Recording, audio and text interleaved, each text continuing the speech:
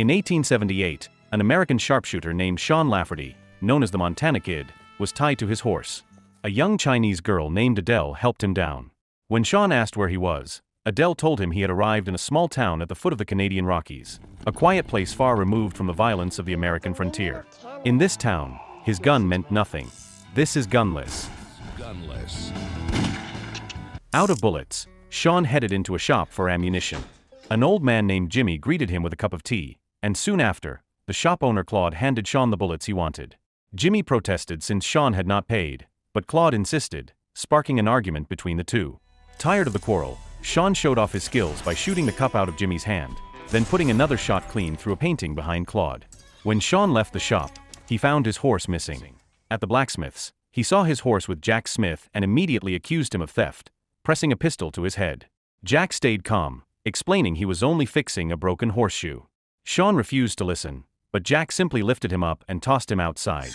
Hey, whoa, whoa, whoa! What the? Hey, you! Hey! Whoa! Humiliated, Sean challenged Jack to a duel, but Jack ignored him. A woman named Jane Taylor stepped in, telling Sean that Jack had only been trying to help.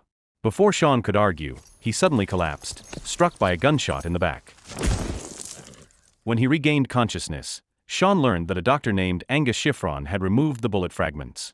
Sean thanked him, though he was irritated that his pants had been ruined in the process. He went back to Claude's shop for a replacement, but Claude explained new pants would need to be ordered. As Sean stepped outside, 3 men stopped him. They were excited about his upcoming duel with Jack, eager to witness a rare spectacle involving the Montana Kid. The problem was that Jack had no weapon. Jane then suggested a solution. She offered her broken pistol to Jack, but only if Sean agreed to repair it and also build a windmill on her farm. Sean accepted, which led him to stay at Jane's homestead.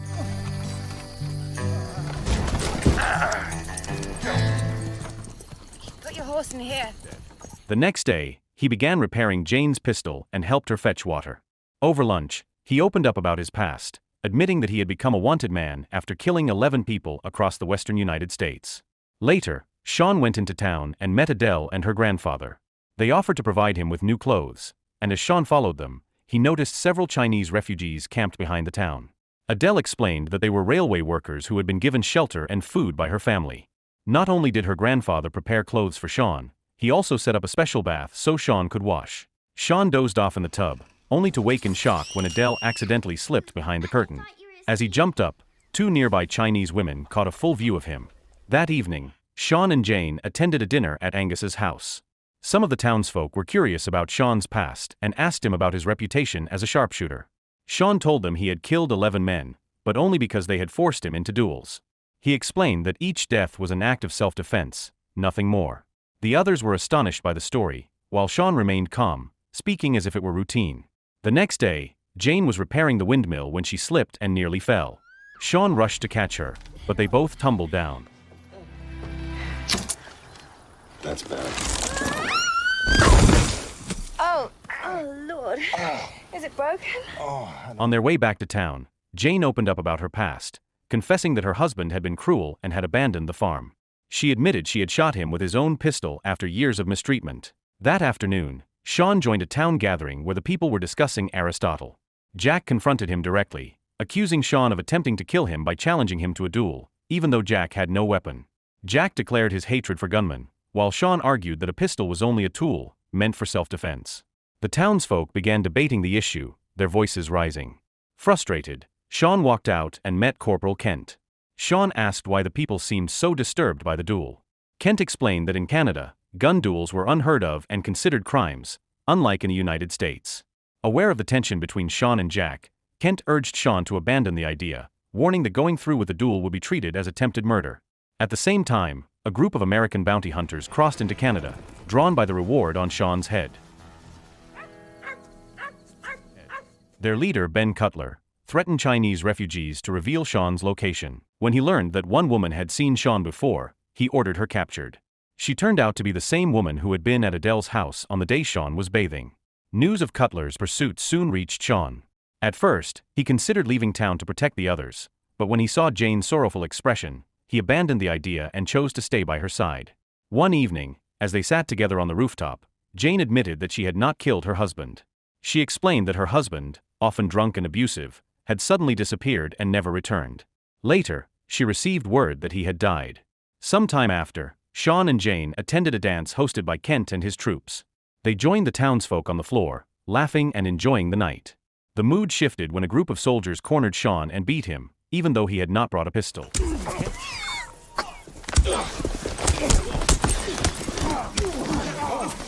Kent quickly stepped in, stopped the assault, and reminded the soldiers that Sean had broken no law. One soldier objected, claiming Sean was the Montana Kid, a notorious fugitive from the United States.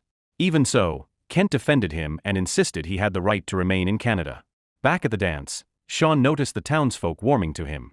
Not only Jane, who had given him shelter, but others also began treating him with respect. Jack approached him to ask about the progress on the pistol. Sean hesitated, unsure if he truly wanted the duel to happen. That night, when Sean and Jane returned home, they gave in to the moment and shared an intimate night together. In the days that followed, Sean grew closer to the people of the town. He felt less need to carry his pistol in such a calm and peaceful place. His feud with Jack also faded, and Jack even helped him find the final piece needed to complete the pistol's repair. Yet Sean could not ignore the truth. He knew his life as a fugitive could bring danger to Jane and to the town that had welcomed him. With this in mind, he began to distance himself from Jane, turning down her invitations to spend the evenings together. The next morning, Sean prepared to leave. Jane tried to stop him by reminding him that he had not fixed her windmill. To her surprise, Sean revealed that he had already repaired it without her knowing. Jane pleaded with him to stay, but Sean explained that he could not escape his past as a gunfighter. He then told her everything, laying out his history and the reasons he had taken up the gun. Listening to him, Jane came to understand that Sean was not a killer driven by greed or cruelty. He was a man who fought for justice and stood in defense of the oppressed. With his past laid bare, Sean made his way back to town, ready to face Jack in a duel. Adele wanted to watch, but he told her to go home, unwilling to let her see violence. He tossed Jane's repaired pistol to Jack and told him to use it. The townsfolk gathered in the square as the duel began. Tension rose when Sean fired first, but his bullet intentionally missed. It was his way of showing he was tired of being a fugitive and wanted to end it all. Sean urged Jack to shoot him, but Jack revealed the pistol had jammed. When Sean checked it, the gun discharged by accident, and the ricocheting bullet struck Jack in the buttock. Angus quickly removed the fragments, and afterward, Sean and Jack agreed to call it even. Jane felt relief that neither man had killed the other, but the moment did not last. Sean saw Cutler and his bounty hunters entering the town, ready to capture him. Outnumbered, Sean faced a grim fight, while Jane urged him to flee. Meanwhile, Cutler and his men threatened the townsfolk, demanding Sean be handed over. They even prepared to hang Adele's grandfather if the people refused. Instead of giving in, Jane and the others raised their weapons, determined to defend their town. Just as the standoff escalated, Sean stepped forward. He told the townsfolk to lower their guns, threw his pistol on the ground, and surrendered to Cutler on the condition that no one else would be harmed. Cutler agreed, but chaos erupted when a townsman accidentally set off dynamite he had placed in his field. The explosion sparked a firefight between the bounty hunters and the townsfolk, with Sean caught in the middle. Though unarmed, he fought the hunters with his bare hands. In the struggle, one of the bounty hunters kicked away the stool under Adele's grandfather, leaving him choking on the rope. Sean seized a pistol and shot the rope, saving him. The battle raged on. Sean managed to defeat one of the bounty hunters, but was shot in the chest.